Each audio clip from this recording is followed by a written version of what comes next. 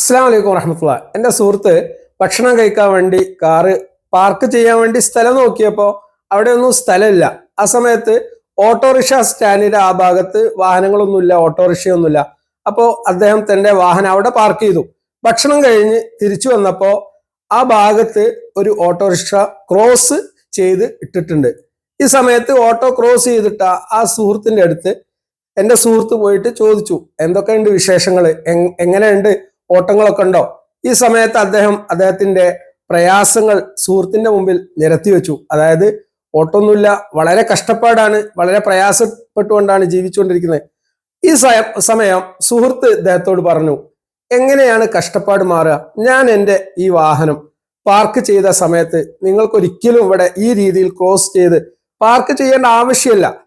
നമ്മളുടെ ജീവിതത്തിൽ നമ്മൾ ശ്രദ്ധിക്കേണ്ട ഏറ്റവും പ്രധാനപ്പെട്ട ഒരു കാര്യം ആളുകൾക്ക് പ്രയാസങ്ങൾ നീക്കി കൊടുക്കുക, ബ്ലോക്കുകൾ ഉണ്ടാക്കാതിരിക്കുക എന്നുള്ളതാണ്.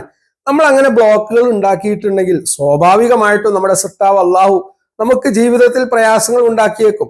അതുകൊണ്ട് നാം ശ്രദ്ധിക്കേണ്ട ഒരു പോയിന്റ് ആണ് എൻ്റെ സുഹൃത്ത് പറഞ്ഞ ഈ കഥയിലുള്ളത്, ഈ അനുഭവത്തിലുള്ളത്.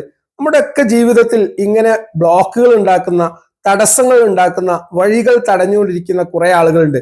അവർ പരാതിപ്പെടാറുണ്ട്, എൻ്റെ ജീവിതത്തിൽ എനിക്കൊരു സന്തോഷവുമില്ല, സമാധാനവുമില്ല. കാരണം മറ്റുള്ളവരുടെ ജീവിതത്തിൽ പ്രയാസങ്ങളും ബുദ്ധിമുട്ടുകളും ഉണ്ടാക്കിക്കൊണ്ടാണ് അവർ ജീവിച്ചുകൊണ്ടിരിക്കുന്നത്.